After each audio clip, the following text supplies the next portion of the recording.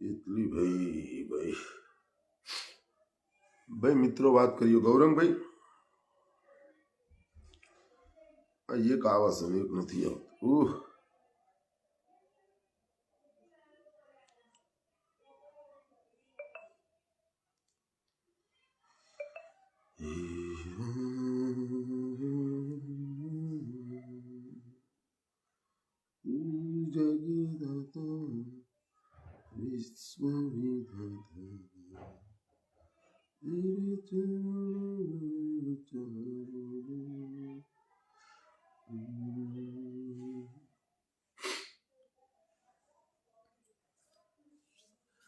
અલ્યા ભાઈ કરી દો છે ભાઈ. ગૌરંગ એમ પટેલ વિડીયો બધું કરી દો છે ભાઈ.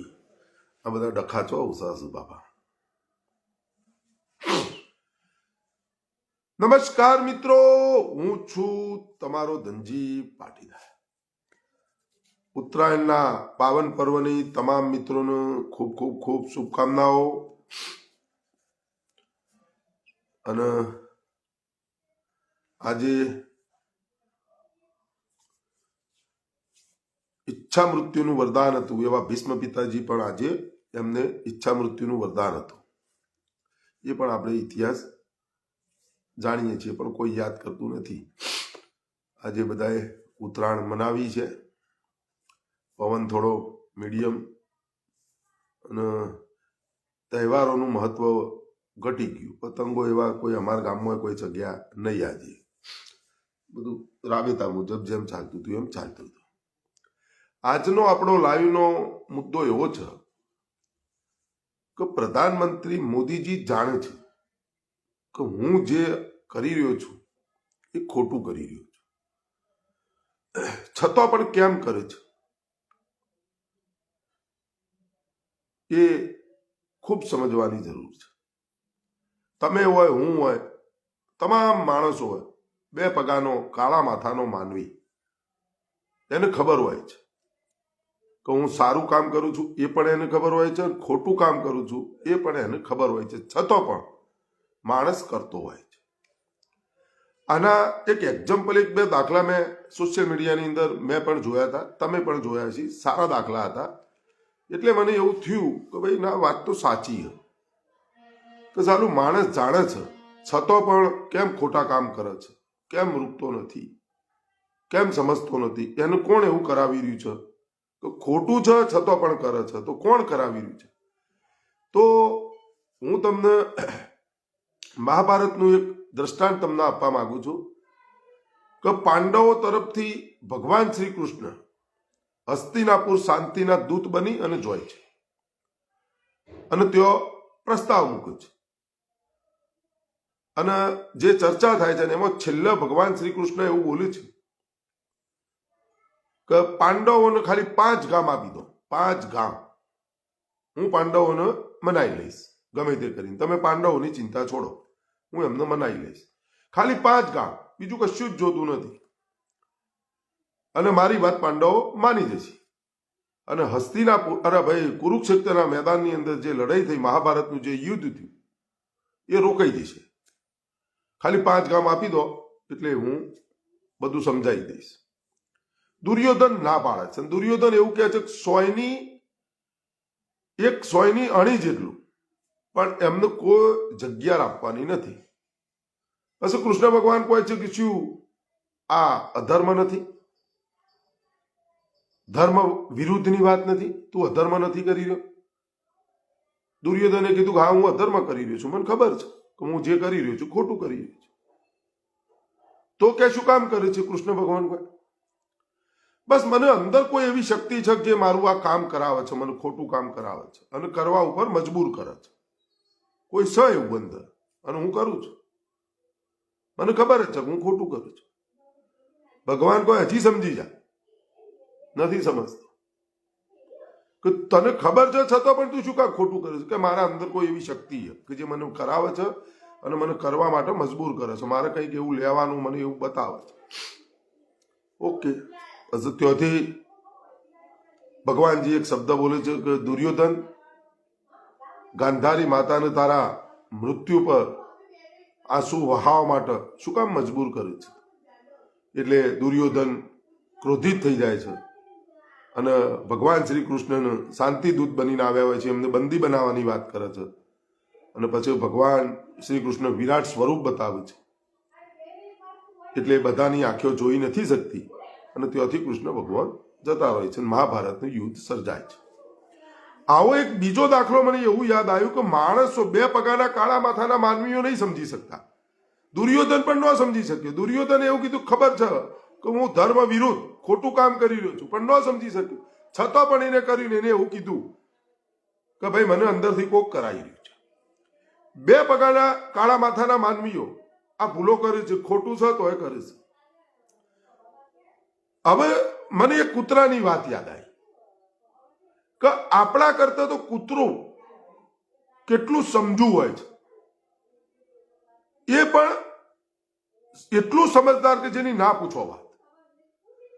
કૂતરું નો દાખલો મારે એટલા માટે આપવો પડ્યો કે કૂતરું સમજજો તમે કે રોટલી ચોરી કરી અને ભાગતું હોય એટલે જે શેરીમાંથી ચોરી કરી હોય ને એની 3 શેરી બાદ એ કૂતરું દૂર લઈ જઈ અને રોટલી ખાતું હોય. રોટલી ખાતા ખાતા આજુબાજુમાં જોયા રાખતું હોય છે, મને કોઈ મારશે નહીં, મને કોઈ મારશે નહીં, કોઈ આવતું નથી, કોઈ દેખતું નથી, આ છે તે છે ફલાણું છે, બધું જોતું હોય કૂતરું. કારણ કે કૂતરાને ખબર છે કે આ રોટલી ચોરીની છે. અને એ જ કૂતરાને શેરીના આપણે લોકો હોય અને એ કૂતરાને આપણે ભાઈ પેલા થોડું કહે ને ઓછું બોલ્યું ભાઈ,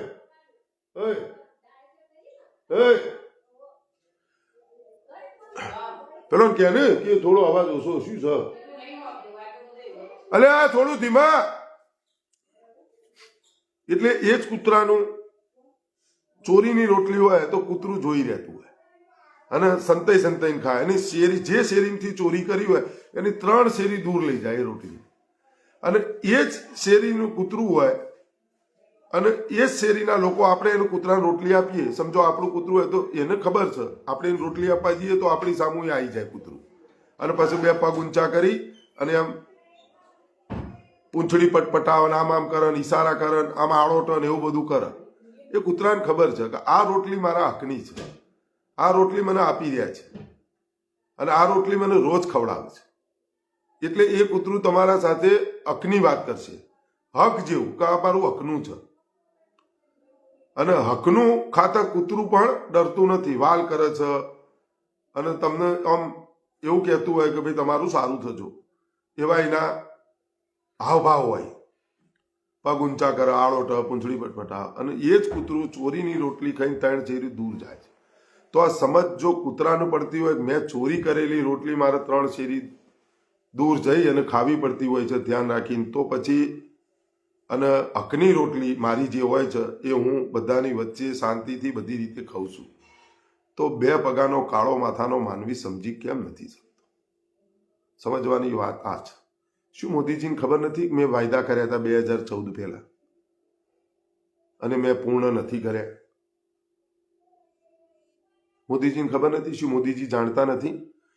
હાલ 22 જાન્યુઆરી 2024 રોજ ભગવાન શ્રી રામલલ્લાની પ્રાણ પ્રતિષ્ઠા કરવા જઈ રહ્યા છે. હમણાં ઘણા એક ભાઈનો મેસેજ પણ આવ્યો, ઘણા 2-4 મિત્રો એવા પણ છે કે ભાઈ તમે ભગવાન શ્રી રામનો વિરોધ કેમ કરો છો? જે થાય થવા રાખો. પછી મેં એને પોસ્ટ જોયું, કોમેન્ટ કરી હતી, એને મેં જોયું એટલે RSS હતું, RSSના ભાઈ હતા અને મોદીજીનો એમનો ફોટો હતો, RSS હતા. એમને પોતે RSSનો જે યુનિફોર્મ છે એ પહેરી અને બાઇક ઉપર હતા, એમ જોયા. મને વિચાર થયો આ ભાઈને જ કેમ એવું લાગ્યું કે હું મોદીજીનો વિરોધ કરું છું, અરે ભગવાન શ્રી રામનો વિરોધ કરું છું. પછી મને સમજણ્યું, એટલે મેં લખવાનું મુનાસિબ ના સમજ્યું, જવાબ નથી આપવો આ લોકોને. કારણ કે એ લોકો RSSનો યુનિફોર્મ પહેર્યો હોય એ લોકોને તો હું ભગવાન શ્રી રામનો વિરોધ કરું છું એવું જ બતાવવું પડે. એવું ક્યારેય નહીં બતાવું કે મોદીજીની નીતિ અને સિસ્ટમનો વિરોધ કરે છે, એવું ના બતાવો. મોદીજીનો વિરોધ છે અને એટલા માટે વિરોધ છે. કાલે પાટણની અંદર એક બોર્ડ ફરતું થયું, એક પોસ્ટર ફરતું છે, તમે બધાએ જોયું છે. અને એ પોસ્ટરની અંદર ઉપર ભારતીય જનતા પાર્ટીના અમિતભાઈ શાહ, ભારતીય જનતા પાર્ટીના રાષ્ટ્રીય અધ્યક્ષ CR પાટીલ ને બધા રાષ્ટ્રીય અધ્યક્ષનો ફોટો છે, ગુજરાતના પ્રદેશ અધ્યક્ષોની બધાનો ફોટો છે. નરેન્દ્રભાઈ મોદીનો નીચે છે. 22 જાન્યુઆરી ભગવાન શ્રી રામલલ્લાની અયોધ્યાની અંદર પ્રાણ પ્રતિષ્ઠા થવા જઈ રહી છે. એ પણ પોસ્ટર છે, લખ્યું છે. ભગવાન કહેવાય છે જ નહીં, આખા પોસ્ટરમાં ભગવાન કહેવાય નહીં, બસ નેતાઓ જ છે. હવે એ પોસ્ટર હું જોઉં, સેવ કર્યું છે, બતાવું તો સમજવાની ખૂબ જરૂર છે. અમે કોનો વિરોધ કરી રહ્યા છીએ? કેસી પટેલ દ્વારા પોસ્ટર છે. આ પોસ્ટર છે, જો તમને દેખાતું હોય, આ જો પોસ્ટર દેખાણું. આ પોસ્ટરની અંદર તમને કોઈ ભગવાન શ્રી રામ દેખાય? પાછળ મંદિરનો પોસ્ટરની અંદર મંદિરનો સીન છે અયોધ્યાના, પણ એ આછો હ. બાકી તમને કોઈ ભગવાન કોઈ દેખાય? થોડું ઊંધું દેખાય છે, પણ તમને કોઈ ભગવાન શ્રી રામનો ફોટો દેખાય? બસ અમારા આ જ વિરોધ, મારો વિરોધ તો આ જ છે. બીજો મારો કોઈ વિરોધ નહીં. 33 કોટી દેવી દેવતાઓનો મેં ક્યારે પણ વિરોધ નથી કર્યો, કારણ કે મને ખબર પડે છે કે હું કોઈ પણ ધર્મના ભગવાનનો વિરોધ કરવાનો અધિકાર મારા નથી, અને હું કરી પણ ના શકું. હું ભગવાન તો છું જ નહીં. મને એટલી સમજણ પડે છે કે જે ખોટું છે એનો વિરોધ હું કરું છું, કે જે ખોટું છે એનો હું વિરોધ કરું છું. મને દેખાય, હું સમજુ છું કે આ ખોટું થઈ રહ્યું, એનો જ હું વિરોધ કરું. હું કોઈ વ્યક્તિનો વિરોધ નથી કરતો, અને એની નીતિ અને સિસ્ટમનો હું વિરોધ કરું છું. તમે સમજો. આ 2 દાખલા મેં તમને હાલ આપ્યા. માણસ જાણે છે છતાં પણ ખોટું કરે છે, તો એની એવી કઈ શક્તિ ખોટું કરાવી રહી છે? કઈ લાલચ એને ખોટું કરાવી રહી છે? મોદીજીને ખબર છે કે અધૂરા મંદિરની અંદર પ્રાણ પ્રતિષ્ઠા ના થાય. અને મોદીજી કોણ? અયોધ્યાની અંદર 22 જાન્યુઆરી 2024 રોજ ભગવાન શ્રી રામલલ્લાની પ્રાણ પ્રતિષ્ઠા થવા જઈ રહી છે. એનું આમંત્રણ આપવા વાળા મોદીજી, RSS, આ બધા કોણ? તો આપણે હવે જયારે જઈશું, આપણને આદેશ મળે, આમંત્રણ મળે તો જ આપણે જવાનું. 3000 થી વીઆઈપીઓ, 3000 વીઆઈપીઓ, 3000 વીઆઈપીઓ, બસ એ 3000. અને એ કોણ વીઆઈપીઓ? કોને નક્કી કર્યા કે આ વીઆઈપીઓ? ભગવાનના દરબારમાં કોઈ વીઆઈપી હોતો જ નહીં. રામ તો સૌના. શું એ 3000ના દિલમાંથી જે રામ બેઠો છે એ રામ નહીં નીકળે? એ રામ નીકળશે નહીં. એ રામ નીકળી જશે પછી શરીર વીઆઈપી કે જે બળીને ભસ્મ થઈ જવાનું, રાખ થઈ જવાનું, એ શરીર વીઆઈપી. તમારામાં મારામાંથી રામ જતો રહે, તમારી મારી કોઈ વેલ્યુ જ નહીં. તમારા અને મારામાંથી રામ જતો રહે તો એ રામની કોઈ વેલ્યુ જ નહીં. એ શરીરને આપણે વીઆઈપી કહીએ છીએ. અને એ આમંત્રણ આપવા વાળું કોણ? અધૂરા મંદિરની અંદર પ્રાણ પ્રતિષ્ઠા થવા જઈ રહી છે. અને કાલે પણ મેં વિડીયો બતાવ્યો. 2014 પહેલા જયારે આવવાનું હતું સત્તામાં, કેટલા વાયદાઓ કર્યા હતા. કોંગ્રેસ મુક્ત ભારત બનાવી જોયું. શું બન્યું? અંધભક્તો, ગોબર ભક્તો હું કહેવા માંગુ, ચલો મારે બનાવવું કોંગ્રેસ મુક્ત ભારત, બનાવો. બન્યું? કોંગ્રેસ મુક્ત ભારત બનાવવું એના કરતા કર્જ મુક્ત ભારત બનાવવું જોઈએ. અને આ લેવું જોઈએ તમારે. આની ગેરંટી આપવી જોઈએ, કર્જ મુક્ત ભારત હું બનાવીશ. શું મોદીજીને ખબર નથી કે 9.5 વર્ષની અંદર મેં 155 લાખ કરોડ રૂપિયા કર્જ લઈ લીધું?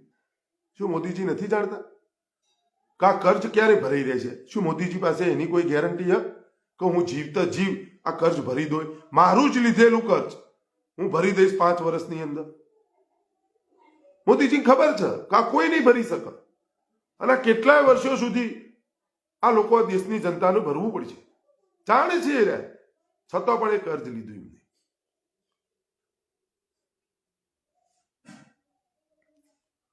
એમને એવી ઘણી ગેરંટીઓ આપી, વિદેશમાંથી કાળું નાણું લાવી દઈશ. અત્યારે કેવું ચલાવવામાં આવી રહ્યું છે, જો રામ કો લાય ઉनको લાય. તો મેં આગળના વિડીયો બનાવ્યું, રામને ગાય માતા લાવી. રામને કોણ લાવ્યું? એ મારી એક રીલ બનાવી હતું મેં, એની અંદર હું બોલ્યો હતો. રીલ જબરજસ્ત ચાલ્યું. અને એ રીલની અંદર પણ મેં એ જ બોલ્યું હતું, રામને કોણ લાવ્યું? કે જે જગતનો બાપ છે, જે કણ કણમાં બિરાજમાન છે, એ રામને કોણ લાવ્યું? તો અંધભક્તો, ગોબર ભક્તો પણ અત્યારે પીપુડીને સાયરન વગાડવા, જો રામ કો લાય ઉनको લાય. એટલે તમે ભાગેડુઓ નહીં લાવી શકતા? તમે દેશની જનતાના બેંકોના પૈસાઓનો બૂચ મારીને જતા રહ્યા, એ ભાગોડ્યું તમે એમને નથી લાવી શકતા, તો તમે રામને ક્યાંથી લાવી શકવાના? એ દેખાય છે વિજય માલ્યાએ હમણાં નવી પ્રોપર્ટી લીધી, ખબર હે, છાપામાં છપાય, દેખાય. એ વિજય માલ્યાને પકડીને તમે નહીં લાવી શકતા, નીરવ મોદીને નહીં લાવી શકતા, લલિત મોદીને નહીં લાવી શકતા, અને તમે રામને લાવશો.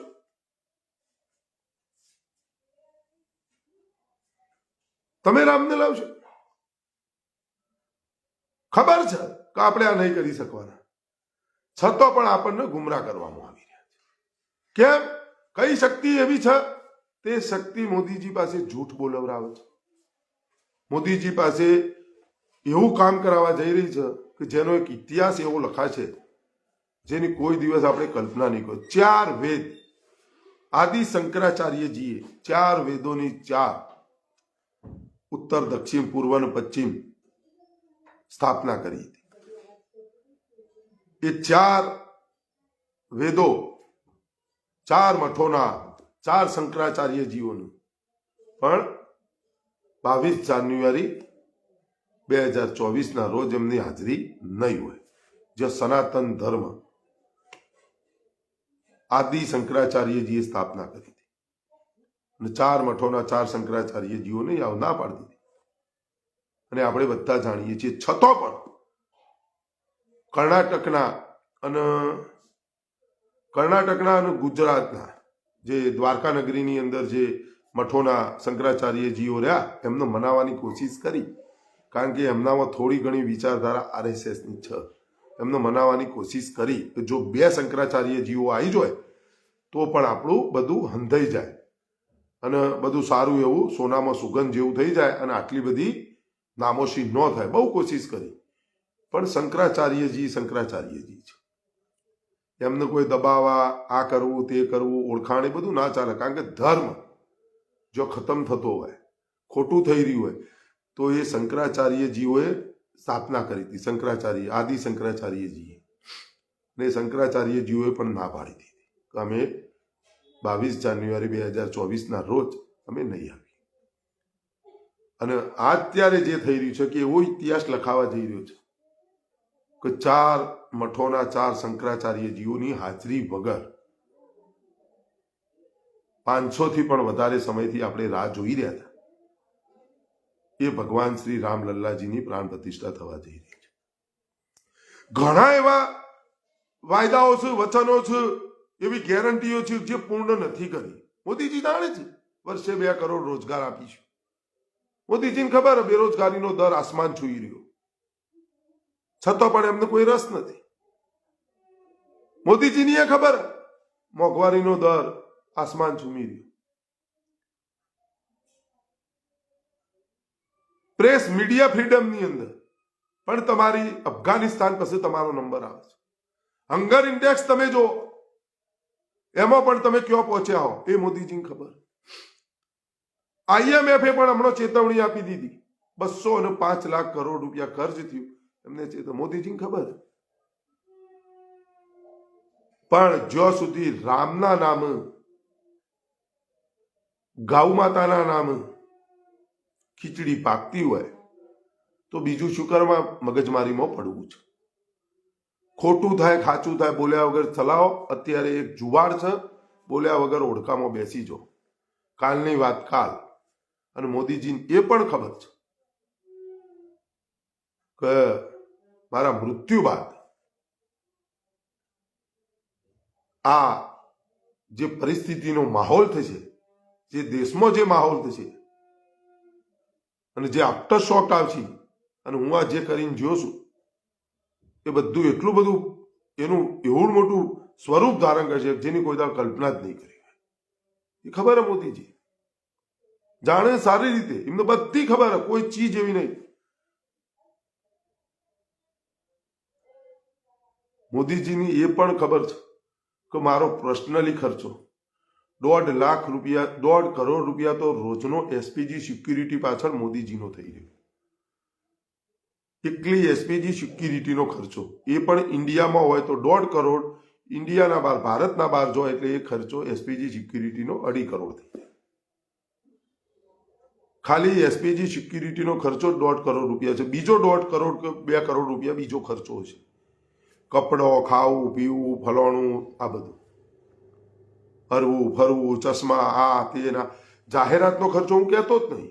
પ્રચાર પ્રસાર ફલાણું ઢીકણું આ બધા ખર્ચા હું કહેતો જ નહીં. એ ખર્ચા મોદીજીનો જો 2-3 કરોડ રૂપિયા રોજનો ખર્ચો રહ્યો ને, મોદીજીને ખબર છે. 3 કરોડ પકડીને હેડો તો 3 એટલે કેટલા રૂપિયા થયા? રોજનો 3 કરોડ ખર્ચો પકડીને ચાલો. ખાલી સામાન્ય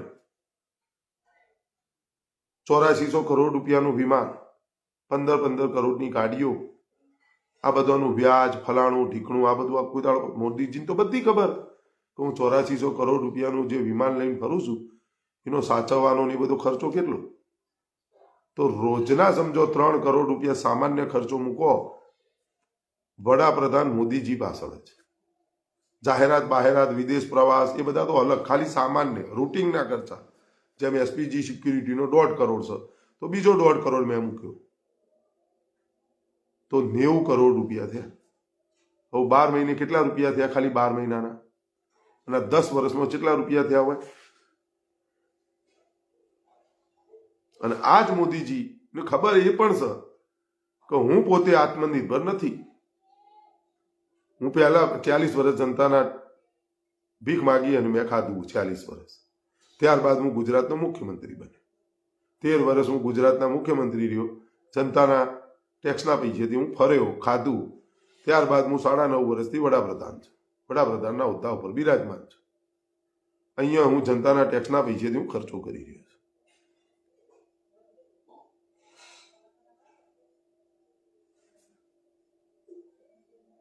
છું. બરાબર. અને હું લોકોને આત્મનિર્ભર રહેવાની સલાહ આપું છું, સંદેશો આપું છું.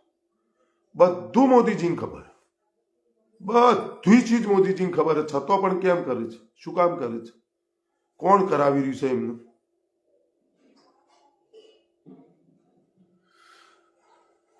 આધ્યાત્મિક ને તર્ક વિતર્કની વાત નહીં કરતો, સમજવાની જરૂર. તમે સમજો, જેવી વસ્તુ હોય ને એવી વસ્તુ લોકોને સમજાવવી પડે. આધ્યાત્મિક વાત નથી આ વસ્તુ. તમે સમજો, મેં દાખલો જોયો, હું સમજ્યો, અને મને આ બધી રુચિ છે. મને દરેક વસ્તુ સમજવાની રુચિ. અને જયંતિભાઈ મકવાણા, તમને એક વાત કહું અને મિત્રોને કહું છું, હું કોઈ ચીજ હબક હબક બોલી નહીં દેતો. એનો હું અભ્યાસ કરું, એને હું સમજું બરોબર. એવું નહીં કે જેમ આવી ઈચ્છા થાય એમ બોલી દેવાનું અને ગપ ગોળા ઠોકી દેવાના, લોકોને ખોટું પીરસી દેવાનું. કદી એ નહીં કરવાનું. જેટલું પીરસીએ એટલું સાચું પીરસવાનું. અને બિલકુલ ફિલ્ટર લગાવ્યા વગરનું, કોઈ ફિલ્ટર લગાવેલું નહીં પીરસવાનું કે કોઈના દબાણમાં આવીને કે કોઈ આ કે કોઈ તે કે એવું નહીં પીરસવાનું. જે સહેજ સીધું પીરસી દેવાનું કે ભાઈ આવું હતું ને આવું થયું.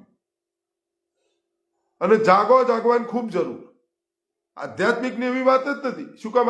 અને તમને હજી હું કહી દઉં છું, હું કોઈના માટે નથી લડતો. હું મારા માટે લડું છું. હું મારા આવનારા ભવિષ્ય માટે લડું. હું આઝાદ ભારતમાં જન્મ્યો છું, આઝાદ છું અત્યારે, અને આઝાદ જ મરવાનો. હું કોઈ માટે નહીં લડતો. મને ખબર છે મારી પરિસ્થિતિ શું, મારી આવક શું, મારી જાવક શું, અને હું મારા આવનારા ભવિષ્ય માટે લડું છું. મારી લડતનો હું છું સરદાર. હું મારા માટે જ લડું છું, મારી લડત. અને હું લડું. પણ મને કોણ શું કહે એનાથી મને કોઈ ફરક નહીં પડતો. મને કોઈ કહે તમે ભગવાન શ્રી રામનો, મેં 33 કોટી દેવી દેવતાઓનો ક્યારે પણ વિરોધ કર્યો એ વિડીયો મને બતાવી. પણ તમે રામના નોમ મત માગો એ તમે શું કરો હતા? તમે ગૌ માતાના નોમ મત માગો એ શું કરો? તમે તમારી પોતાની જનેતા માતાના નોમ મત માગો, રાજનીતિ કરો, એને શું કહેવાય? તો તમારી પાસે કોઈના જવાબ નહીં. અંધભક્તો પાસે નથી, ગોબર ભક્તો પાસે નથી. હું વિરોધ કરું રામનો, મોદીની નીતિ અને સિસ્ટમનો વિરોધ કરું. અને જ્યાં સુધી સત્તામાં હશે ત્યાં સુધી કરતો રહે. હું તો એમ કહું છું, 26મી જાન્યુઆરી આવી રહી છે. મોદીજી લાલ કિલ્લા ઉપરથી ભાષણ આપવાના છે. એ તો સત્ય સનાતન આપવાના જ છે. તો અત્યાર સુધી તમે 500 કરોડ 500 લાખ કરોડ આવા બધા તો તમે બહુ સાંભળ્યું છે. પણ મોદીજીનું વિડીયોના માધ્યમ દ્વારા કહેવા માંગુ છું કે મોદીજી, મારી વાત સંભળાય છે નહીં, કારણ કે હું તો એક સામાન્ય વ્યક્તિ છું અને વડાપ્રધાન છે જેમનો વિશ્વમાં ડંકો વાગે છે. કેવી રીતના મારી વાત સંભળાય? છતાં પણ હું કહું છું કે તમે અત્યાર સુધી બધી ગેરંટીઓ આપી, એક ગેરંટી તમે લાલ કિલ્લા ઉપરથી 26મી જાન્યુઆરીના દિવસે આપીને બતાવો તો તરત ના તરત હું તમારી પાર્ટી જોઈન કરી લઉં. આ લાઈવમાં બોલું. તમારી પાર્ટી હું તરત જોઈન કરી લઉં, તમારો દાસ બની જાઉં. તો પ્રભુ બસ તમારા જેવો તો કોઈ અવતારી પુરુષ નહીં, માની જાઉં. એ ગેરંટી એવી છે કે 9.5 વર્ષની અંદર મોદીજી તમે 155 લાખ કરોડ રૂપિયા કર્જ લીધું.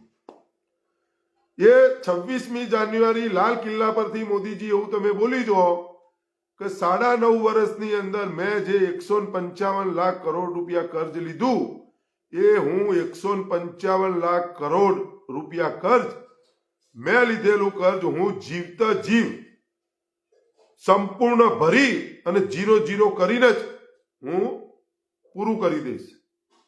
મારા જીવતા જીવ હું ભરી દઈશ અને આ 5 ટર્મમાં આ 3જી ટર્મની અંદર હું એ કર્જ ભરી દઈશ. મેં લીધેલું કર્જ હું ભરી દઈશ આ 3જી ટર્મમાં. ભાઈઓ બહેનો એમ કરીને તમે ગેરંટી આપો 26મી જાન્યુઆરી લાલ કિલ્લા પરથી. અને જો હું ના ભરી શકું 3જી ટર્મની અંદર તો ભારતીય જનતા પાર્ટીની અંદર જેટલું ફંડ રહ્યું એ બધું 2014 પછી આવ્યું.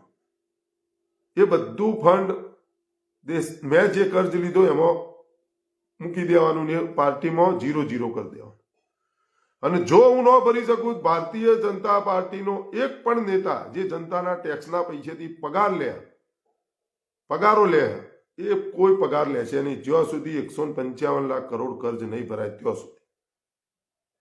અને મારા 8400 કરોડ રૂપિયાનું વીમો અને જેટલા મી જનતાના ટેક્સના પૈસેથી જેટલા પણ ખર્ચા કર્યા છે એ બધા ભારતીય જનતા પાર્ટીનો જે કાર્યાલયો બન્યો છે 7 સ્ટાર 3 સ્ટાર 5 સ્ટાર જેવો અદ્યતન સુવિધાવાળો એ બધા કાર્યાલયો વેચી અને આ જે થોય પૈસા ભરી દેવાના. દેશનું કર્જ મેં લીધું. આટલી ખાલી ગેરંટી આપી દો તો તમને હું માની જાઉં અને હાચા કે ના ભાઈ માણસે કર્જ લીધું તો એ માણસે કર્જ પૂરું કર્યું. હવે જે 155 લાખ કરોડ કર્જ લીધું એમને લોકો જોશી કે મોદીજીએ જે કર્જ લીધું એ મોદીજીએ જીવતા જીવ ભરી દીધું. ગુજરાતનું કર્જ 50,000 કરોડ રૂપિયા હતું. મોદીજી બેઠા એના પછી તમે કેશુ બાપા ઉતર્યા એટલે 50,000 કરોડ રૂપિયા કર્જ હતું. આજે 3.5-4 લાખ કરોડ રૂપિયા કર્જ થી દેવું કરી અને તમે જાત્રા કરો તો એ 6 મહિના મોનામાં આવે અને છેલ્લે ન ભરાય તો મારા અંધભક્તો ગોબર ભક્તો રહ્યા એમની કિડનીઓ વેચીને પણ ભરી દેજો અને હું ભરાવીશ. ફાયર રહીને હું આદેશ કરીશ કે મારા અંધભક્તો ગોબર ભક્તો તમારે એક કિડની આપવી પડશે અને આપણા ગમે તે કરીને દેશનું કર્જ ભરવું પડશે. આ જાહેરાત કરો તો હાચા. બાકી બધી ગેરંટીઓ મને ખબર છે અને દેશની જનતાએ જાણે તમારી ગેરંટી જેવી છે. આટલું ખાલી બોલી જાઓ. કોણ ભરશે આ 155 લાખ કરોડ રૂપિયા? કોણ ભરશે? અને 55 લાખ કરોડ 205 લાખ કરોડ રૂપિયા કર્જ કોણ ભરશે? આ દેશની જનતાને જ ભરવું પડશે. તમને ખબર અને આના કેટલા વર્ષ સુધી કેટલી પેઢીઓ સુધી આ કર્જ પૂરું નહીં થાય એ તમે જાણો. મોદીજી શું દશા આવશે આ બધાની બિચારોની? તમે તો જતા રહેશો, હું અહીંયા જતો રહે, બધા જતી આવવાના જવાના. એ તો સંસારનો જે નિયમ એ ચાલ્યા રાખશે. પણ જે રહેશે એમનું શું? કઈ પૂરું કરશે બાપડા?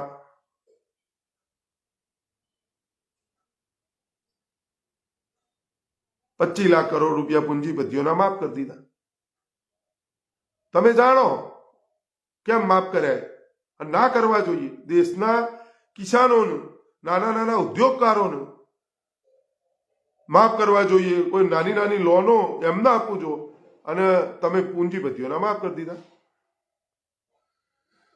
હા, એટલે બધાની કિડની ચેતનભાઈ ઠાકોર અંધભક્તો ગોબર ભક્તોની તો કિડનીઓ લેવી જ પડી શીખતા. વાહ એ કરે છે. મને તો ઘણી વખત આ બધું થાય એટલે તમે દાખલો આલ્યો કે આપણને એવું સાબિત કરવા માંગે છે જો રામ કો લાયે ઉनको લાયેંગે. એટલે તમે વિજય માલ્યાને નહીં લાવી શકતા, નીરવ મોદીને નહીં લાવી શકતા અને તમે ચોથી રામને લાવશો? તમે હોયથી લંડન જોઈ જવું હોય, અમેરિકા લંડને જવું હોય, બધો ફરજ કરા ઓસ્ટ્રેલિયા એટલે પકડીને બોચું ચાલીને લેતા હો પણ એ નહીં લાવા. અને કોઈ જો રામકો લાવે નીરવ મોદીને લલિત મોદીને લાવી દો, વિજય માલ્યાને લાવી દો, રામને પછી લાવીશું.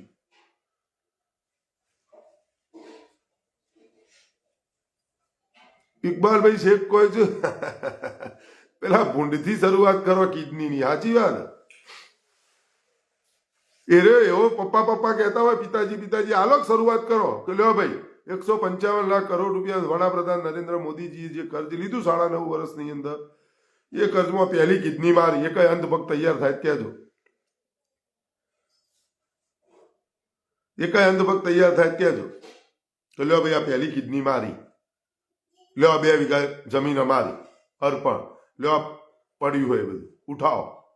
એ કઈ નેતા ના બોલવાનું, જેને જેને ભ્રષ્ટાચાર કર્યો. મોદીજીને ખબર કે હું ખાલી ભ્રષ્ટાચાર મુક્તનો નારો આલું, કોંગ્રેસ મુક્ત ભારત બનાવવાનો નારો આલતી, પણ એવો નારો નહીં હાલ કર્જ મુક્ત ભારત બનાવીશ, ભ્રષ્ટાચાર મુક્ત ભારત બનાવું છે,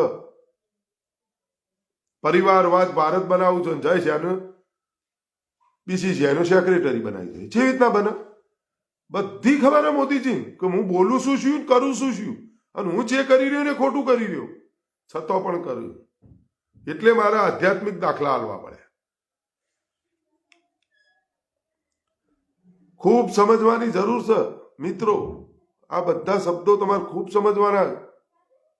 તમે સમજી લેજો, જાણી જોઈ સોચી સમજી અને કરવામાં આવી રહ્યું છે. જેમ દુર્યોધને કર્યું, અને એ પણ કૃષ્ણ ભગવાનની સામે કે 100 જેટલી જમીન એમને આપવાની નથી, 5 ગાંવ તો દૂરની વાત.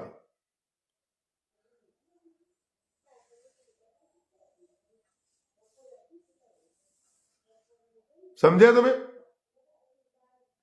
છતાં પણ ભગવાનને ના પાડી દીધી અને ભગવાન જતા રહ્યા અને મહાભારતનું કુરુક્ષેત્રના મેદાનની અંદર યુદ્ધ થયું. એવી જ રીતે પ્રધાનમંત્રીજીને બધી ખબર કે હું જે કરી રહ્યો છું ખોટું કરી રહ્યો છું, જે થઈ રહ્યું છે એ ખોટું. એક એવો ટેક્સ બતાવો જે બાકી હોય.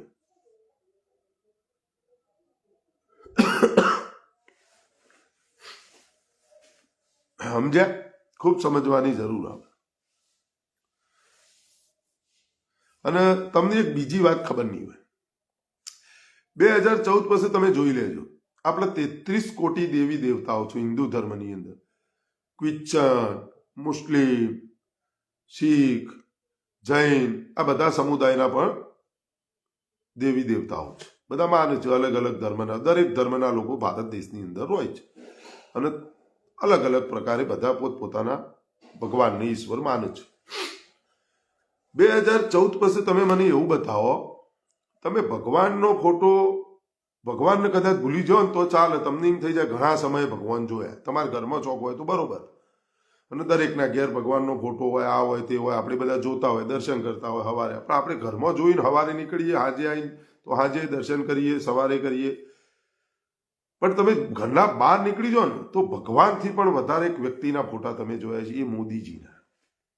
કોઈ એવી જગ્યા નહીં હોય, શૌચાલય છે, ગમે તે મુતેડી હોય, બસ સ્ટેન્ડ હોય, ફલાણું હોય, ઢીકણું હોય, સ્મશાન હોય, દિવાલ ઘરની કોકની હોય, કોરી હોય, ગમે તે હોય, મોબાઈલની અંદર, ટીવીની અંદર, બસો ઉપર, રિક્ષાઓ ઉપર, નાનામાં નાની જગ્યા ગમે તે પાનનો ગલ્લો હોય, જો આમનો મોદીજીનો ફોટો હોય. મને તો ઘણી વખત એવું થાય કે ભગવાનથી પણ વધારે ચર્ચામાં મોદીજી હોય. મોદીજીના ફોટા, ભગવાનના ફોટા તમારા મારા ઘરમાં હોય.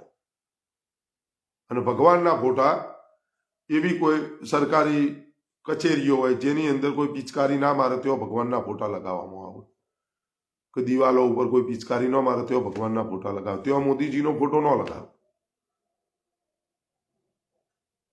તેઓ મોદીજીનો ફોટો ન લગાવે. કેમ ન લગાવે? કે એ ખબર છે એ ભગવાનનો જ ફોટો લગાવવો પડે એટલે કોઈ ગંદકી ન કરે. તેઓ ભગવાન જો, તેઓ મોદીજીનો ફોટો ન મૂકે.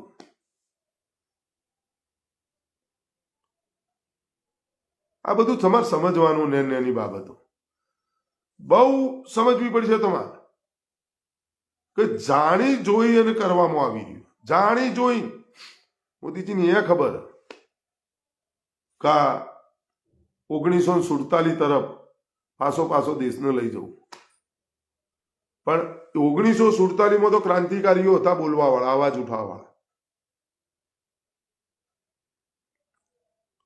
અને તમને અભાણ રાખો, શિક્ષણ તો રહેવું જ ન જુઓ, એટલે શિક્ષણ ઉપર સૌથી વધારે જીએસટી. ભણે તો સવાલ કરે, ભણેલો માણસ સવાલ કરે, આ એક લોજિક. ગુમરાહ રાખો, ગુમરાહ. રાજેશભાઈ રાઠોડ કોઈ ભગવાન છે, એનું ભગવાન ના બનાવવાના હોય. તમે મારી વાતને સમજો. અંધભક્તો ગોબર ભક્તોએ મોદીજીને અવતારી પુરુષ બતાવ્યા, બરાબર? વિશ્વગુરુ. મોદીજીને ખબર કે અંધભક્તો ગોબર ભક્તોના બોલવાથી હું કોઈ વિશ્વગુરુ થવાનો નહીં, એટલે મોદીજી આવું જગતગુરુ થવા નીકળ્યા. આ જગતગુરુ થવા નીકળ્યા, અને જગતગુરુ થવા માટે શું કરવું પડે એ મોદીજીને ખબર જ નહીં. અને મોદીજીને ખબર કે 4 મઠોના 4 શંકરાચાર્યજીઓ જગતગુરુ નહીં આવું તો કોઈ ચિંતા નહીં, હું જગતગુરુ, હું વિશ્વગુરુ નહીં બની શકવાનો, હવે હું જગતગુરુ બનું. એટલે જગતગુરુ બનવા માટે નીકળ્યા પ્રધાનમંત્રીજી. અને એવો એક ઇતિહાસ લખાવા જઈ રહ્યો કે ત્યાં પ્રધાનમંત્રીજીનો રોગ થઈ જશે. કોઈને એવું, આ બધા કેવું હોય, તમે ભગવાનનો અમે શું કામ વિરોધ કરીએ? કારણ શું? જે લખાવા જઈ રહ્યું છે ને ઇતિહાસ, એ એવો ઇતિહાસ લખાવા જઈ રહ્યો છે ને કે જેની ના પૂછો વાત. સમજાય એના માટે એક એવા ભગવાન બેહાડવા જઈ રહ્યા છે કે ઈચ્છા થાય એટલે એ ભગવાન બેસી જોય. અધૂરા મંદિરમાં પણ એ ભગવાન બેસી જોય. એ ભગવાનના કરતા મોટા અરે કોને બોલાવા, જે ભગવાન અંદર બિરાજમાન થવા જઈ રહ્યા છે એ ભગવાનની પ્રાણ પ્રતિષ્ઠામાં કોને બોલાવા, તો એ 2 પગાનો કાળો માથાનો માનવી નક્કી કરે. એમને પાછો વીઆઈપી નો દરજ્જો આપવામાં આવે. એ વીઆઈપીઓ, એક ક્રિકેટરે શું કર્યું રામ મંદિર માટે? તે ક્રિકેટરનું શું હોય? વીઆઈપી એટલે કેવી રીતના ક્રિકેટ રમે તો પૈસા મળે. દેશના કોઈ કિસાનને નહીં, જે અન્નદાતાઓ છે એમને નહીં, જે દેશના જવાનો રાત દિવસ બોર્ડર ઉપર તૈનાત હોય, એમને કોઈ દાડો ઠંડી નથી જોઈ, એમને વરસાદ નથી જોયો, એમને ગરમી નથી જોઈ, એમને ભૂખ એમને લાગી હોય, ભૂખ્યા તરસ્યા કશું જોયા વગર એ દેશની બોર્ડરો ઉપર તૈનાત હોય છે. ત્યારે આપણે શાંતિની ચેનની નીંદ સૂઈએ છીએ, પણ એમનું કોઈ મહત્વ નહીં. દેશના જગતના તાતનું કોઈ મહત્વ નહીં. જે અન્નદાતા પશુપાલકોનું કોઈ મહત્વ નહીં. આપણો દેશ ખેતી પ્રધાન, પણ અમે તો વીઆઈપીઓ. ખેતી પ્રધાન દેશની અંદર વીઆઈપીઓ નીકળી જાય. અન્નદાતા કોને કહેવાય? ધન્યવાદ છે અન્નદાતાઓને, ધન્યવાદ છે દેશના જવાનોને. સેલ્યુટ મારું છું કે એ જ્યારે પોતાની જગતનો તાત ખાલી એટલું થઈ જશે કે મારે ખાવું હોય એટલું જ વાવું, તો શું હાલત થાય?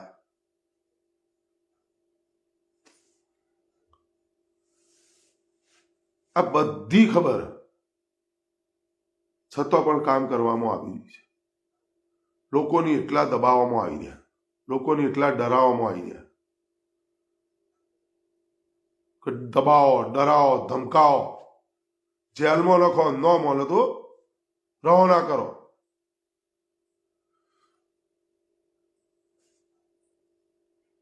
પણ આ લોકોને છોડવાના નહીં. મોદીજી એ પણ ખબર છે કે હું જે સ્પ્રિંગ દબાઈ રહ્યો છું એક દિવસ સટકવાની. એ પણ મોદીજીને ખબર. માણસને બધી ખબર હોય, હું સારું કામે કરું છું, આ કામ સારું છે ને આ કામ ખોટું છે, છતાં પણ એ કામ કરે છે. ખોટું કામ છે એને ખબર છે, છતાં પણ કરે છે. અને એ પણ ડર્યા વગર, ઝીઝક વગર, કોઈની ડર નહીં. નીકળો બધા અહીંયાથી.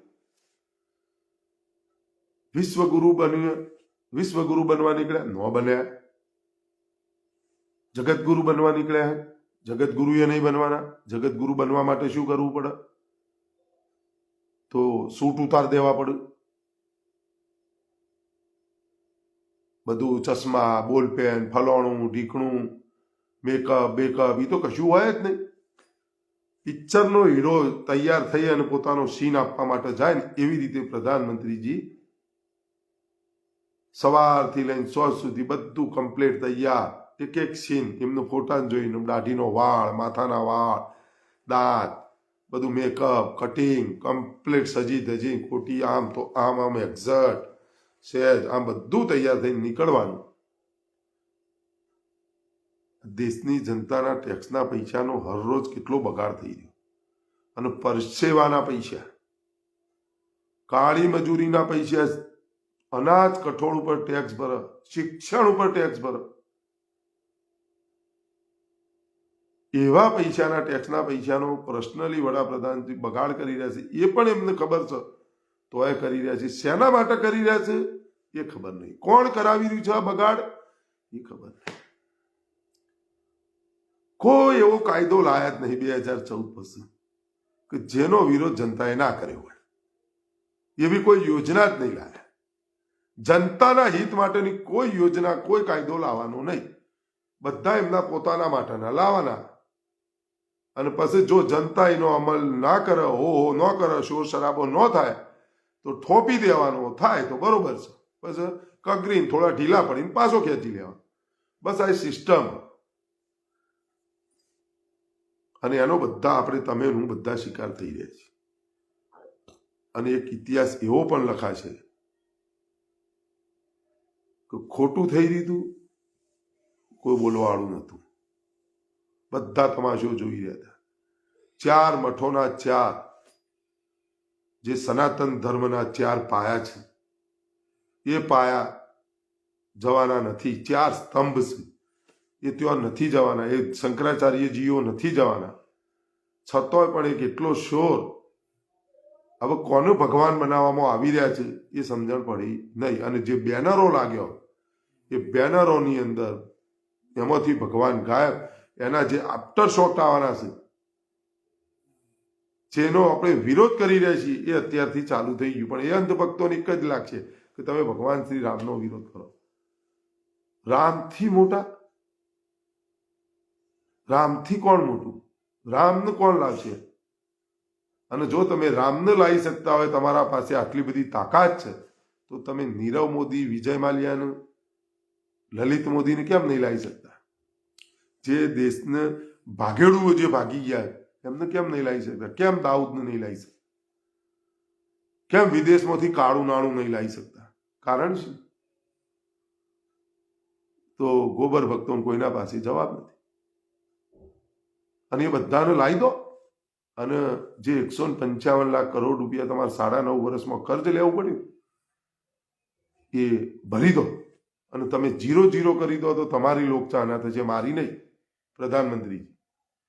અને ગોબર ભક્તો, પિતાજીને આટલું તો ખાલી કહો, આટલું તો કહો, સાચી વાત બોલું છું એ, કે આ ભાગેડુઓ જ્યાં હે, જો આપણે રામને તમે પિતાજી લાવી શકતા હોય તો આ ભાગેડુઓ જે બૂચ મારીને જ્યાં હે, એ બૂચાવડોને બધો લાવો ને, ભાગેડુઓને પાછા લાવો. અને 155 લાખ કરોડ રૂપિયા કર્જ લીધું, એ ભર દો. એટલે આબરૂ વધે, ઇજ્જત વધે. અને ડંકો વિશ્વમાં અત્યારે તો નહીં વાગતો, એ તો ઓટોમેટિક વાગશે. આ વિશ્વગુરુ બનવાને અકળવું પડે, નહીં બની શકતા. દાઢી વધારે રવિન્દ્રનાથ ટાગોર બનવા નીકળ્યા, ન બની શક્યા. હવે જગત ગુરુ બનવા નીકળ્યા. આ જગત ગુરુમાં ફિયાસ્કો. કોંગ્રેસ મુક્ત ભારત કરીને ગયું, વર્ષે 2 કરોડ રોજગાર. કોંગ્રેસ મુક્ત ભારત થાય? કર્જ મુક્ત ભારત કરાય. પરિવારવાદ નાબૂદ કર્યું, જય સેન્ચુકા ચઢાયો. વિદેશમાંથી કાળું નાણું પરત લાવી આવી ગયું. પણ જય રામજી કી. એટલે ખાસ સમજો મિત્રો, બધું મોદીજીને ખબર, સોચી સમજી સાજીશ પ્લાન. તમે ડર્યા તો તમને ડરાવશે. કિસાનો લડ્યા, ન્યાય મળ્યો, મોદી ઝૂક્યા. ટ્રાન્સપોર્ટરો અને ટ્રકના ડ્રાઈવરો લડ્યા, ઝૂક્યા મોદી. તમે લડો, ઝૂકશે મોદી. કોઈ વિશ્વગુરુ નહીં, કોઈ જગતગુરુ એ નહીં, કશું જ નહીં, તરત ઝૂકી જશે. તાકાત નહીં, એટલે બોલવું પડશે.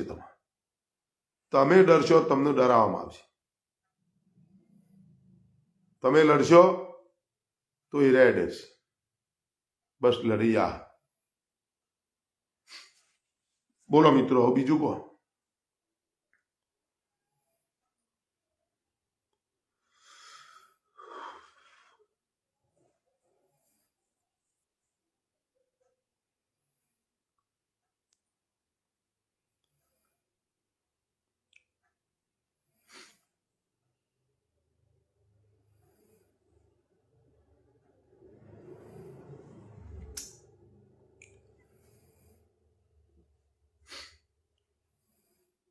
तू ही माता, तू ही पिता है, तू ही माता, तू ही पिता है, जग में सच तेरो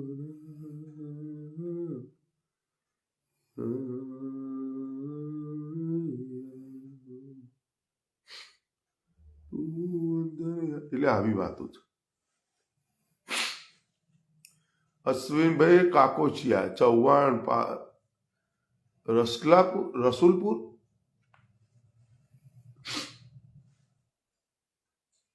રાસુલપુર ઈવીએમ ની લડાઈ લડવાની. હવે ના લડાય. હવે 24 તો આવી જઈ. હવે 3 મહિનામાં તમે શું કરશો? મિટિંગો થઈ જઈ, બધું પતી ગયું, પિક્ચર પૂરું એ થઈ ગયું. તમે શું કરશો? તમને બધાને ખબર હે કે ઈવીએમ ની અંદર મોદીજીની એ ખબર હ કે ઈવીએમ જ મારી તાકાત હ. તો તમે પહેલા આપણે બધા કેમ નહીં બોલતા?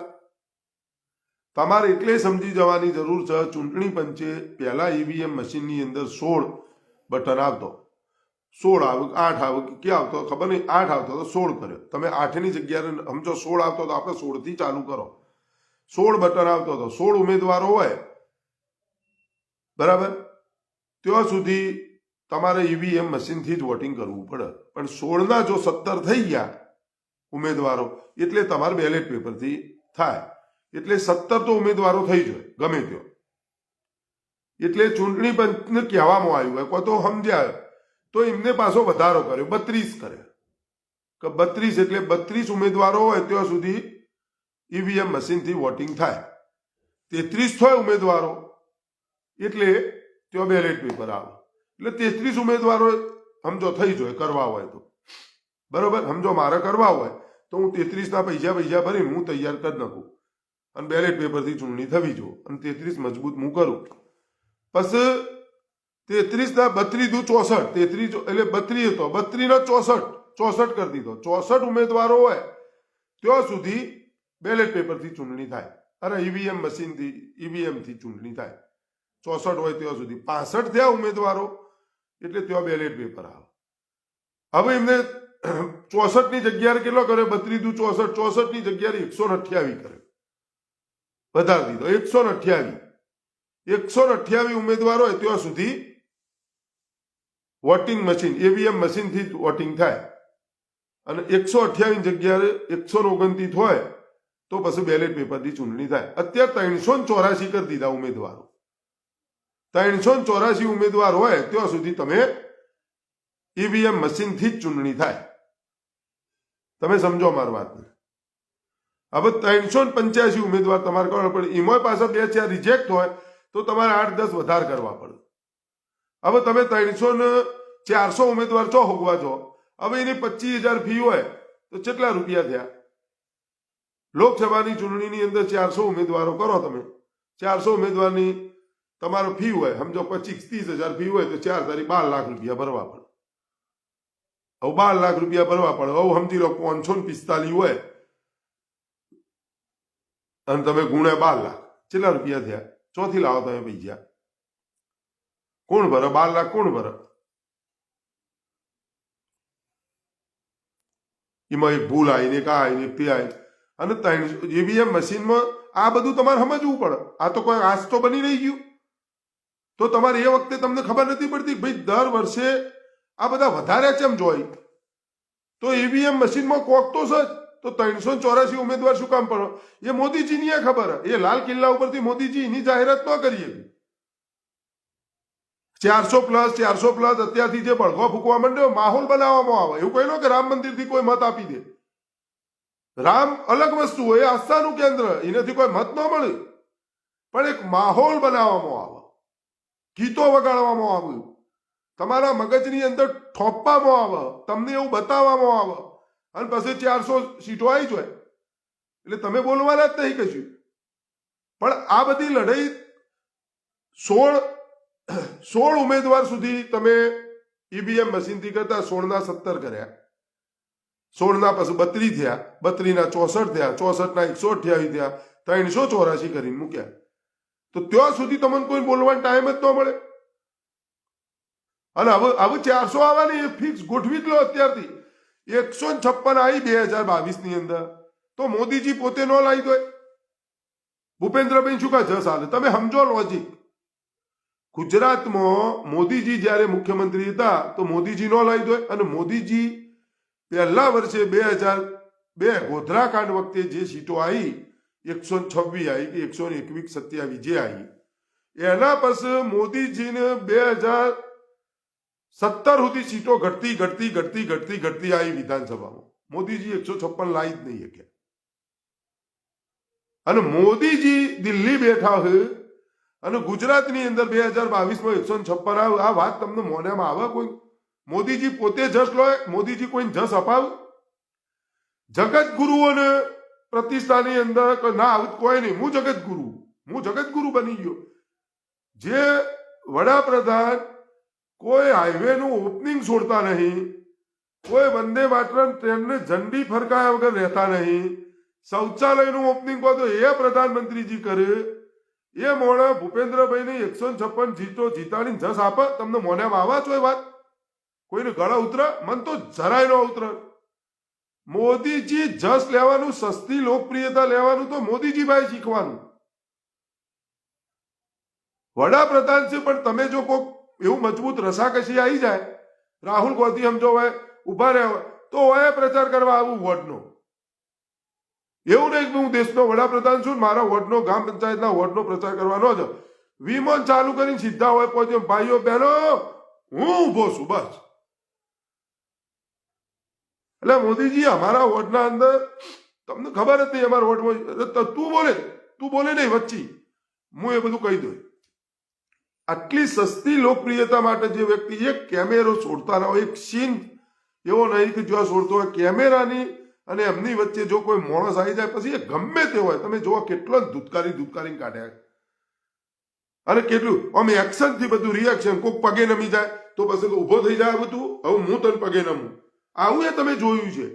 પેલા એ પગે નમ એટલે એમનું રોક, બસ ઉભો રહે ભાઈ, ઓકે સીન કપાઈ ગયો એટલે પેલા કોઈ હવે કપાઈ ગયો સાહેબ, ઓકે હવે હું તને નમું, ઓકે સીન આવી ગયો મારો નમતો, ઓકે ચલો હેડો તું નીકળ ભાઈ, આ ભાઈ જે આપવાનું આપીને રવાના કરો. આ પરિસ્થિતિ ચાલી રહી છે અને આ બધું તમે હું જોઈએ છીએ. એ માણસ કોઈ દાડો કોઈ બીજાને આપે લોક ચાલે વાહ વાહ લૂંટાવા દે? તમને લાગે મોઢામાં આવે?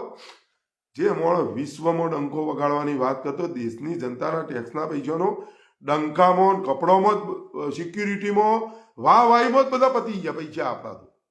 તો તમારા મારા ટેક્સના પૈસા ચો જઈ રહ્યા એ આપણને ખબર જ નહીં. એક વ્યક્તિને વાહ વાહી, એક વ્યક્તિને ભગવાન બનાવવા આપણે નીકળ્યા છીએ. આ તો મને તો હિરણ્યકશિપુની વાર્તા યાદ આવે કે હિરણ્યકશિપુના ઘેર ભક્ત પ્રહલાદનો જન્મ થયો હતો, અને એ હિરણ્યકશિપુ એના દીકરાને એવું કહેતો હતો હું ભગવાન છું, દેશની બધી જનતા મને ભગવાન કહે તો તું મને કેમ ભગવાન નહીં કહેતો? એટલે ભક્ત પ્રહલાદ કોઈ ભગવાન તો નારાયણ છે, તમે મારા પિતાજી છો, તમે ભગવાન નથી. એ હિરણ્યકશિપુ પોતાના દીકરાને કેટલા મારવાના તરકીબ કરે, ષડયંત્રો કરે. ચાલો આ મારો છોકરો મને ભગવાન નો કે. એના માટે તમે જો છેલ્લે નારાયણે નરસિંહનું રૂપ લેવું પડે.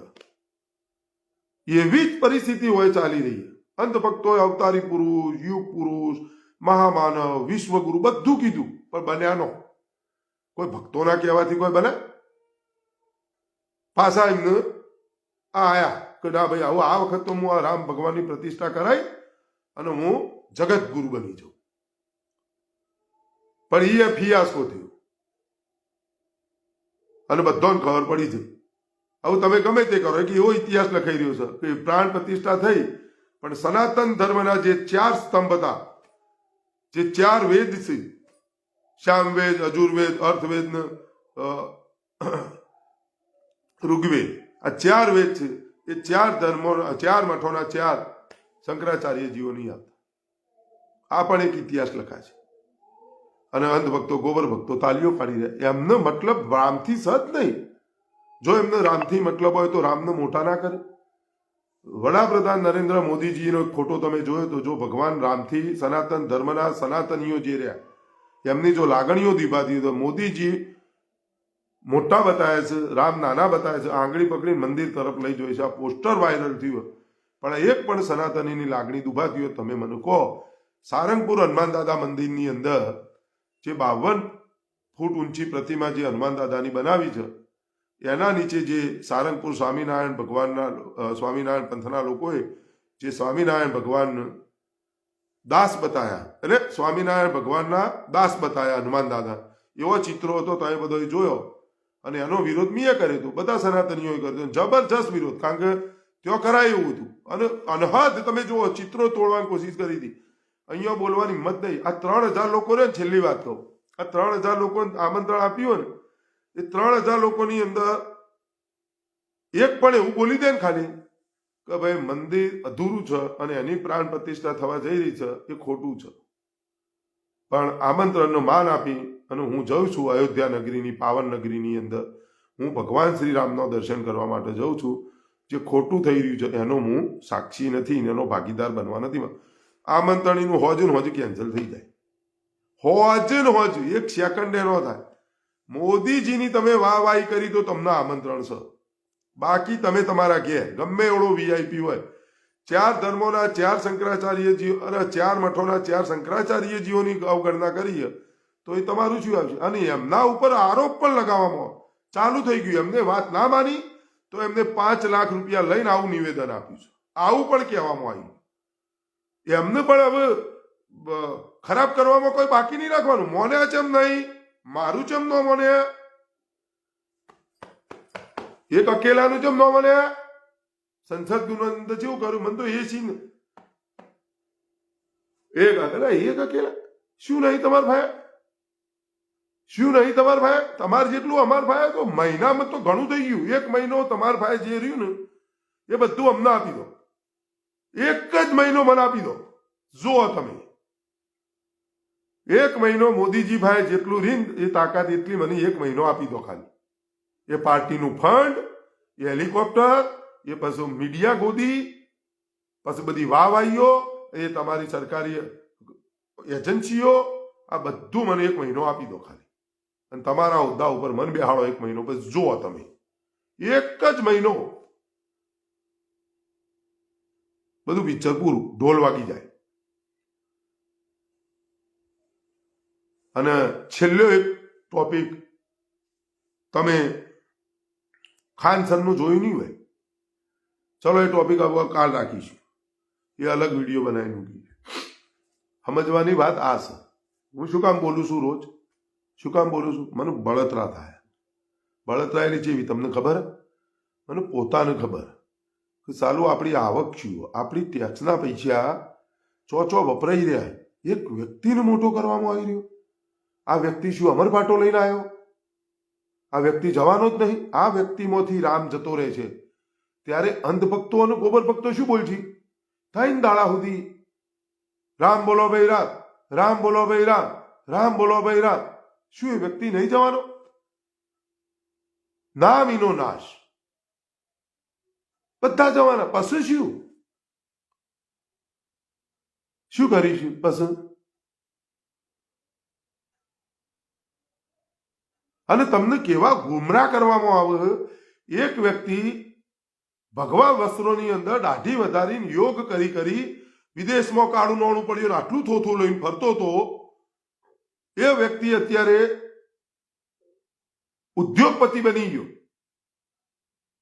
અને એવી પ્રોડક્ટો વેચી રહ્યો જેની ના પૂછો વાત. એ કશું પહેરતો નહીં, કોઈ ઠઠારા કરતો નહીં. એક કે સિમ્પલ સ્વદેશી અપનાવો, સ્વદેશી અપનાવો. અને એ વ્યક્તિ જે મોટી મોટી સુફિયાણી ડાહી વાતો કરતો હતો, જેના માટે કરતો હતો, એ વ્યક્તિ વડાપ્રધાનમાં આવી ગયો. એ વ્યક્તિ દેશની જનતાના ટેક્સના પૈસેથી 8400 કરોડ રૂપિયાના વિમાનમાં ફરવા, મોંઘો કપડો પહેરવા, મોંઘા ચશ્મા, મોંઘી બોલપેન, ઠાઠ રહેવાનું, મેકઅપ મેન, સિક્યુરિટી અને 15 કરોડ રૂપિયા ગાડીઓ, આ બધું ચાલ્યું. મને તો આ લોજિક જ સમજાણ્યું નહીં. યુપીના મુખ્યમંત્રીજી સિમ્પલ ને સોબર ડ્રેસમાં, તમે જેને બાબા કહેતા હતા એ હરામદેવ, તમે જુઓ તમારા હોમ ઉદ્યોગપતિ બની ગયો. અને એક વડાપ્રધાન જે ગરીબ માનો દીકરો શું રોઈ જતા હતા, એ ગરીબ માનો દીકરો જનતાના ટેક્સના પૈસેથી એવી રાજાશાહીને એવો ઠઠારો કરી રહ્યો કે જેની ના પૂછો વાત. કોઈ ચેનલ, કોઈ ટીવી, કોઈ મોબાઈલ, કોઈ સોશિયલ મીડિયા, કોઈ પોસ્ટ, કોઈ શૌચાલય, કોઈ મુર્દાઘર હોય કે કોઈ તમે કોઈ સ્મશાન, ફલાણું ઢેકણું, બસ, ટેમ્પો, કોઈ પણ ચીજ જો બોર્ડ જોવો મારું મારતો બસ. પૈસાઓ ગમે દેતા હતા લોકો, હું ભૂલાવો ન હજુ. અને મોદીજી એ પણ ખબર કે મારા મૃત્યુ બાદ જેટલું મેં ખોટું કર્યું એ બધું ભૂસાઈ જવાનું, બધું ભૂસાઈ જવાનું. રોજ નવી એક્ટિંગ, રોજ નવી એક્ટિંગ, રોજ નવું ગતકડું. કોઈ એવો પ્રધાનમંત્રી મેં તો જોયો નહીં. 195 દેશમાં કોઈ એવો પ્રધાનમંત્રી નહીં જોયો ભાઈ કોરોના કાળની અંદર તાલી થાળી ઘંટ વગાડ. અને મોદીજીને વિશ્વાસ એટલે આપણા ભાઈ કરાવી રહ્યા કે અંધભક્તો ગોબર ભક્તો પડ્યા આ દેશના અંદર. અને ભણેલા ગણેલા તાલીઓ પાડશી, વગાડશી. અમિતાભ બચ્ચન થી લઈને સામાન્યમાં સામાન્ય વ્યક્તિ, મુકેશ અંબાણી, ધીરુભાઈ અંબાણી, મુકેશ અંબાણી, અનિલ અંબાણી, ગૌતમભાઈ અદાણીના બધા, અમિતાભ બચ્ચન, ફિલ્મ સ્ટારના હીરો, ભણેલા ગણેલા તમામ લોકો તાલી થાળી ગણ. તમે કોઈ એવો વ્યક્તિ જોયો? તમે ઉર્જિત પટેલ સાહેબને જોયા? રિઝર્વ બેંકના ગવર્નરને તાલી થાળી ઘંટ વગાડતા. તમે રઘુરામ રાજનજીને જોયા તાલી થાળી ઘંટ વગાડતા? ડોક્ટર સાહેબે વગાડી, મનમોહનસિંહ સાહેબે? કોઈ વૈજ્ઞાનિક જોયો તમે તાલી થાળી ઘંટ વગાડતો? દેશનો જ વૈજ્ઞાનિક જોયો તમે? કારણ કે એમને ખબર એટલે ન વગાડે. અને એમના સીન મીડિયા વાળા લોય જ નહીં, એમનું ઇન્ટરવ્યુ ન લોય. અને એમને એમ જ કોઈ નીકળવા ગયા, અમે તો વેક્સિન બનાવવા પડે છે, તાળી થાળી થાળી ઘંટ વગાડા. અને બધા જે હીરોએ તાલી થાળી, હીરો હિરોઈને બધા નેતા હોય, જે કોઈ પત્રો ટીપ્યો ગોડ હોય, ટીચા બધું કર્યું. તો તમને આ બધું જે કરવામાં આવી રહ્યું ને એ ટેસ્ટિંગ કરી રહ્યા કે જ્યાં સુધી સીધી ઓગળી ઘી નીકળતું હોય ત્યાં સુધી શું કા બીજી મગજમારી કરવી. એટલા માટે હું હરરોજ બોલું છું, ખોટા ટોળાનો હિસ્સો બનવું અને ખોટી વાઈને હો કરવું એના કરતા સાચી વાત લઈને એકલા ચાલવું સારું. અને ભગતસિંહજીએ કીધું છે, સમજ્યા વિચાર્યા વગર કોઈ પણ વાત માની લેવી અને એનું પાલન કરવું એ પણ એક જાતની ગુલામી. સમજ્યા તમે? જાગો, ખૂબ જાગવાની જરૂર છે. રામ, એક છેલ્લી વાત તમને કહી દઉં, કબીરજીનો દોહો જોવો એટલા માટે પણ બોલવામાં ભૂલ ના થવી જોઈએ. કબીરજીની વાણી છે ભાઈ, સંત કબીરજીની વાણી છે. અને થોડી મેમરી એવું લોસ થઈ એટલે યાદ ઓછું રહે. અહીંયા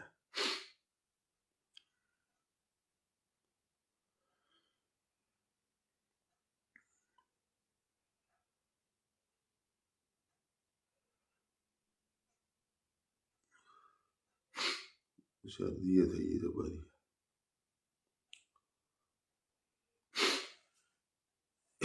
एक राम दशरथ का बेटा, एक राम घट घट में बैठा, एक राम का जगत पसारा, एक राम है सबसे न्यारा. राम, एक राम दशरथ का बेटा, एक राम घट घट में बैठा, एक राम का जगत पसारा, एक राम है सबसे न्यारा. समझ्या? એટલે દશરથ રાજાના પણ જે રામ હતા એ પણ રામ હતા, અને તમારા મારા અંદર જે બેઠો છો એ પણ એક રામ છે, જગત પસારા. સમજ્યા તમે? અને એક રામ હૈ સબસે ન્યારા.